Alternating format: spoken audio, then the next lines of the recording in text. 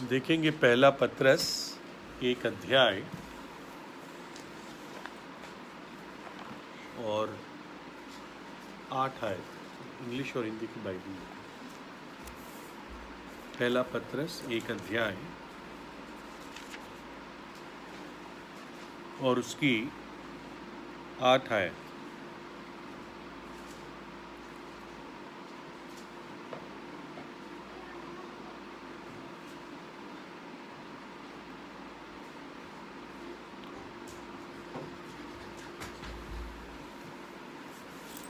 हिंदी में पढ़ देता हूँ।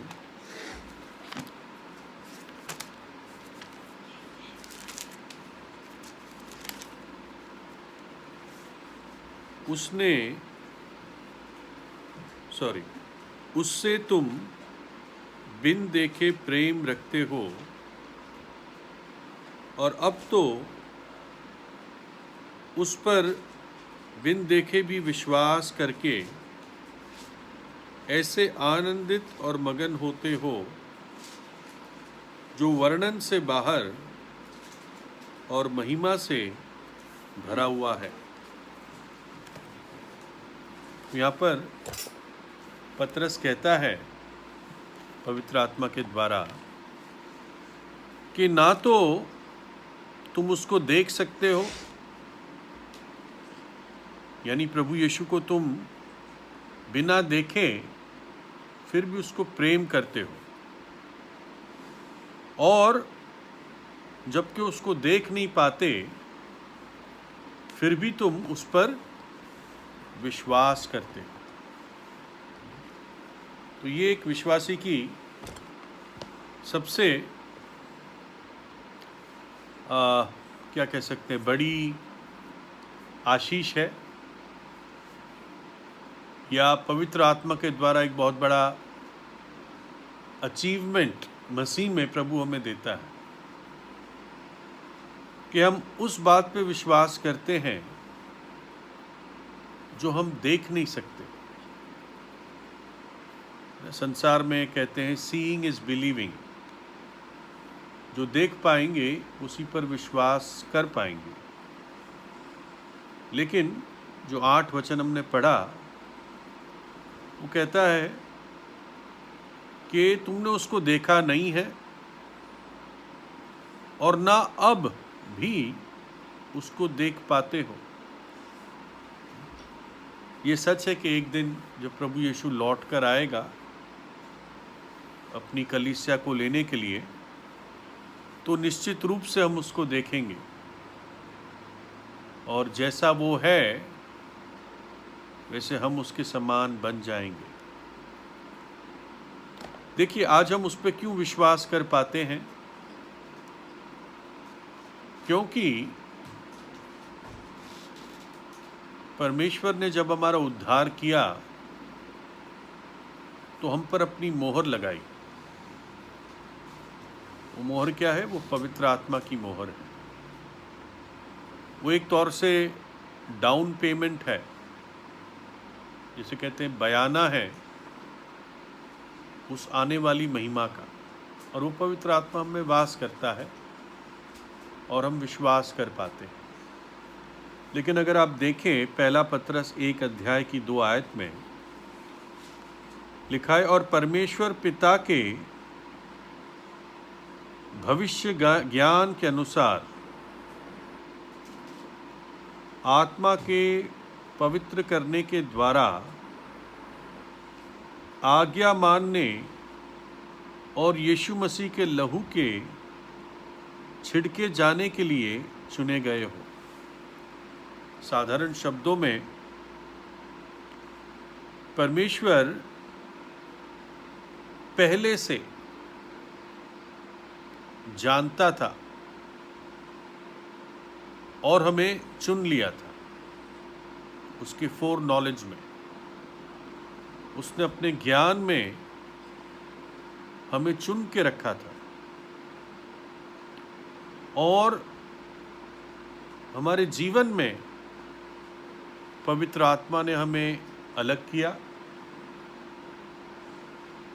और एक समय आया जब हमने प्रभु यीशु मसीह के बलिदान पर विश्वास किया, यानी हम यीशु मसीह के लहू के छिड़काव के अधीन आए, उसकी आज्ञाकारिता में आए। देखिए, जबकि हम ना प्रभु को देख पाते हैं, ना उसको देखा जब हमने विश्वास किया था, जिस दिन विश्वास किया था, तब भी हमारे पास एक ऐसा आनंद है जो हिंदी में लिखा है वर्णन से बाहर है, अ जॉय अनस्पीकेबल, और महिमा से भरा हुआ। शैतान इसी हमारे आनंद पर हमला करता है कि जो आनंद हमें प्रभु में हमने पाया है वो खत्म हो जाए। देखिए, इसी विश्वास ने जो प्रभु ने हमें दिया, इस विश्वास के द्वारा हमारे प्राणों का उद्धार हुआ है।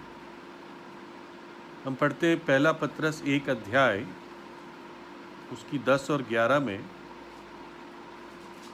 उसी उद्धार के विषय में उन भविष्यद्वक्ताओं ने बहुत खोजबीन और जांच पड़ताल की, जिन्होंने उस अनुग्रह के विषय में जो तुम पर होने का था भविष्यवाणी की थी। उन्होंने इस बात की खोज की कि मसीह का आत्मा जो उनमें था और पहले ही से मसीह के दुखों को और उसके बाद होने वाली महिमा की गवाही देता था, वह कौन से और किस समय की ओर संकेत करता था। इसका क्या अर्थ है? पत्रस यहाँ कहता है कि जो पुराने नियम के भविष्यद्वक्ता थे, जब पवित्र आत्मा उनको कुछ बताता था और वो लिखते थे, तो सारी बात वो समझ नहीं पाते थे, लेकिन जो भी वो सुनते थे वो लिखते थे।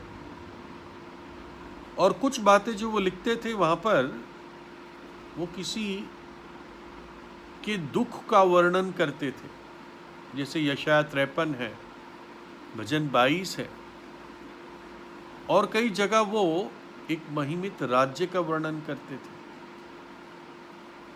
है ना। यानी जो अनुग्रह मनुष्य जाति पर और इज़राइल पर आने वाला था, वो भविष्यवाणी के रूप में लिख रहे थे सैकड़ों साल पहले, लेकिन वो समझ नहीं पा रहे थे सारी बातों को, लेकिन फिर भी उन्होंने लिख दिया। इस तरह समझाते हैं भाई विलियम मैकडॉनल्ड कि जो पुराने नियम के भविष्यद्वक्ता थे, वो दूर से 2 पहाड़ की चोटियां देख पाते थे। पहला पहाड़ की चोटी और फिर दूर और एक पहाड़ की चोटी। तो पहले पहाड़ की चोटी जो है वो प्रभु यीशु मसीह का पहला आगमन है, जो वो दुख उठाने के लिए आया। लेकिन जो दूसरी चोटी है वो प्रभु यीशु मसीह जब महिमा में लौटेगा, वो उसका दर्शन था जो वो देखते थे। जैसे लिखा है इसमें, हमने 12 आयत में पढ़ा कि 11 आयत में, और पहले ही से मसीह के दुखों को, ये पहली चोटी, मसीह के दुखों को और उसके बाद होने वाली महिमा की गवाही देते थे। पहली चोटी मसीह के दुख, कई भविष्यद्वक्ताओं ने देखा इस बात को। अगर आप देखोगे विलाप गीत में भी कुछ जो यिर्मयाह ने दुख में लिखा है, उसमें हम प्रभु यीशु मसीह के दुखों की परछाई देखते हैं।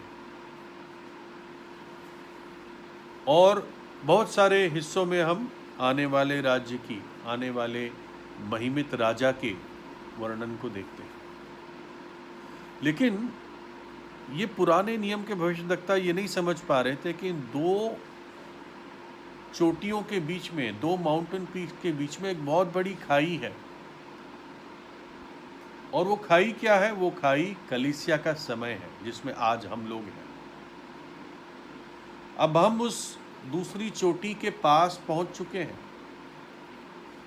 लेकिन उससे पहले चोर की नाई प्रभु यीशु मसीह अपनी कलीसिया को लेने के लिए आएगा, क्योंकि ये सब भेद था।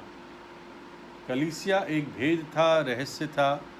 प्रभु यीशु मसीह का कलीसिया को लेने आने के लिए की बात को सत्य भी ये एक भेद था। पौलुस कहता है, देखो मैं तुम्हें एक भेद की बात बताता हूँ। और कलीसिया के लिए भी कहता है, जो भेद सदियों से छिपा हुआ था वो परमेश्वर ने अब मेरे द्वारा प्रकट किया। इफिसियों 3 अध्याय। तो हम ये देखते हैं कि पतरस बताता है कि कैसे ये उद्धार जो आज हमें प्राप्त हुआ, कि पुराने नियम के यहूदी भविष्यद्वक्ता उनको पूरी क्लैरिटी नहीं थी,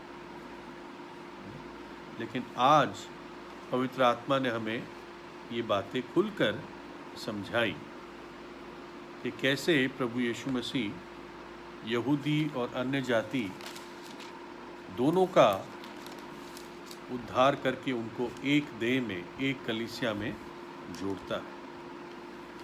देखिए, और एक वचन है, पहला पतरस 1 अध्याय उसकी 18 आयत में, क्योंकि तुम जानते हो कि तुम्हारा निकम्मा चाल चलन जो बाप दादाओं से चला आता है, उससे तुम्हारा छुटकारा चांदी सोने अर्थात नाशमान वस्तुओं के द्वारा नहीं हुआ, पर निर्दोष और निष्कलंक मेमने अर्थात मसीह के बहुमूल्य लहू के द्वारा हुआ। इसको कैसे समझें? पतरस यहाँ पे पता है किससे बात कर रहा है? अगर आप पहली आयत पढ़ेंगे तो लिखा है, पतरस की ओर से जो यीशु मसीह का प्रेरित है, उन परदेशियों के नाम, उन परदेशियों के नाम जो लोग स्कैटर्ड थे, इसमें अन्य जाति थे, हो सकता है यहूदी भी हो, लेकिन वो स्कैटर्ड, तितर बितर हो रखे विश्वासियों से बात कर रहा है। उनको ये बताता है कि देखो, तुम जो बाप दादाओं के ट्रेडिशंस में चलते हुए आए हो।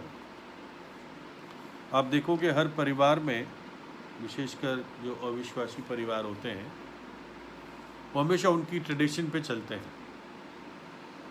वो कहेंगे नहीं, हमारे फैमिली में तो ऐसे होता है, और हमारे जो पहले से दादा थे, परदादा थे, वो ऐसे ही करते थे, है ना। और कुछ ना कुछ ट्रेडिशन में वो जकड़े रहते हैं। पतरस कहता है कि तुम भी इसी प्रकार से अपने ट्रेडिशंस में, बाप दादाओं के ट्रेडिशंस में फंसे हुए थे, और वो ट्रेडिशंस तुम्हें मृत्यु की ओर ले जा रहे थे। और किसी ने बीच में आकर तुम्हें छुड़ाया, तुम्हें रिडीम किया,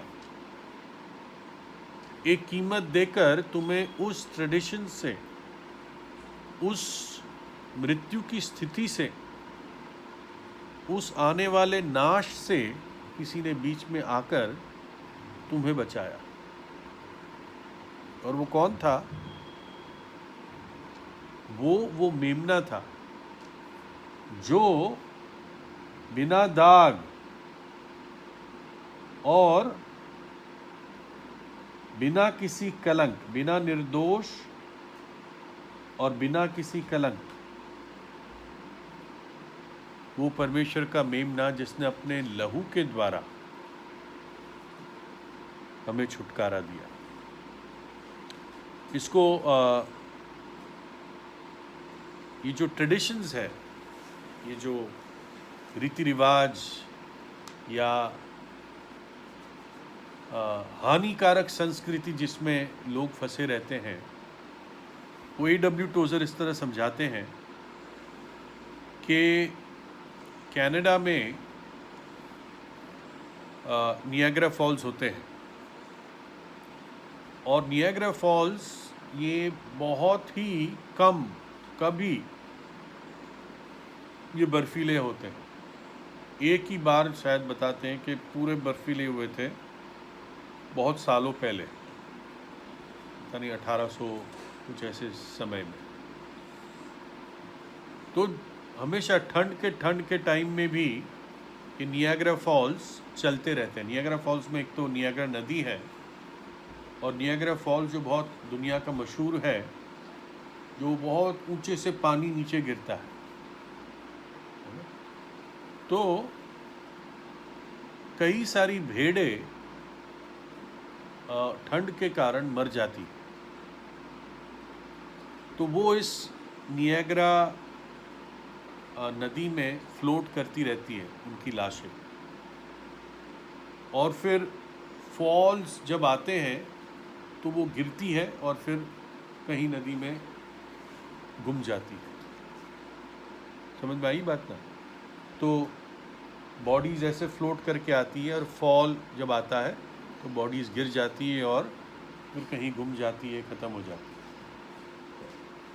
तो क्या होता है कि जो उकाब होते हैं, जो उकाब इन शरीरों को, भेड़ों के मरे हुए शरीरों को ढूंढते रहते हैं जो पानी पे तैर रहे हैं,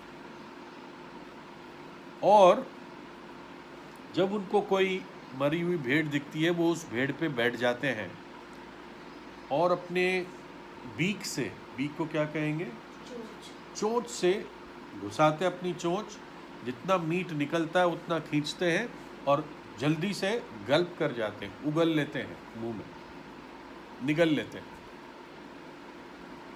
जैसे निगल लेते हैं फिर और एक बार मारते हैं, फिर और एक बार निगल लेते हैं।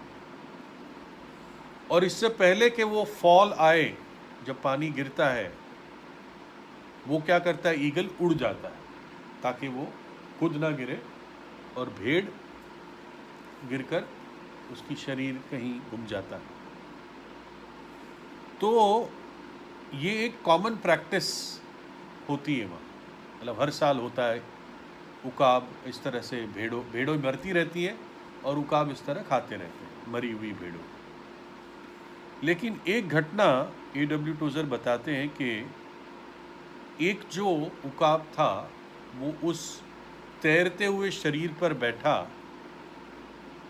और ठंड काफ़ी बढ़ गई थी, और वो उस मांस को खाता जा रहा था। उसने सोचा कि जब पानी गिरने वाला होगा, फॉल आएगा, उससे पहले मैं उड़ जाऊंगा, क्योंकि सारे उकाब ऐसे करते थे। लेकिन क्या हुआ, जब फॉल पास में आया और इसने अपने बड़े पंख खोल कर उड़ने की कोशिश की, तो उसने पाया कि उसकी जो क्लॉज थे, टैलेंस थे, जिससे क्या कहेंगे, पंजे, वो पंजे उसके ठंडे बर्फीले ऊन में, क्योंकि बहुत ठंड थी, बर्फ़ गिर भी रही थी, वो चिपक गए और वो निकल नहीं पाया। उसने पंख बहुत फैलाए, निकल नहीं पाया, और मरी हुई भेड़ की लाश के साथ वो उकाब भी फॉल में गिरकर मर गया, ख़त्म हो गया।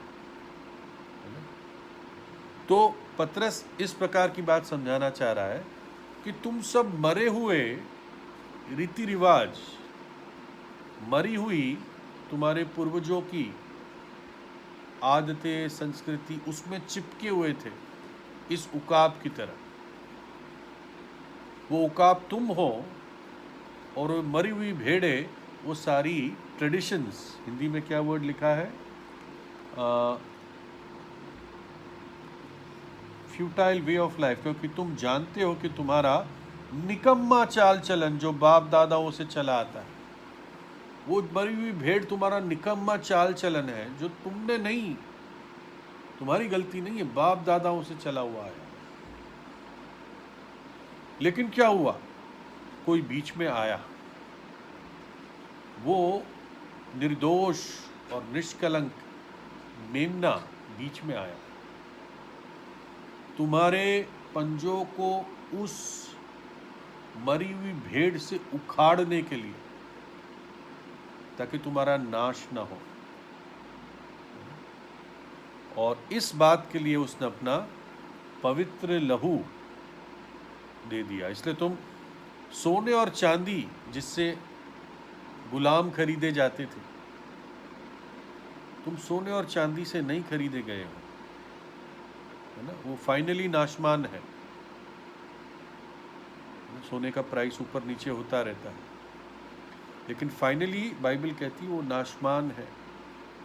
लेकिन तुम प्रभु यीशु मसीह के बहुमूल्य लहू से खरीदे गए, बहुमूल्य।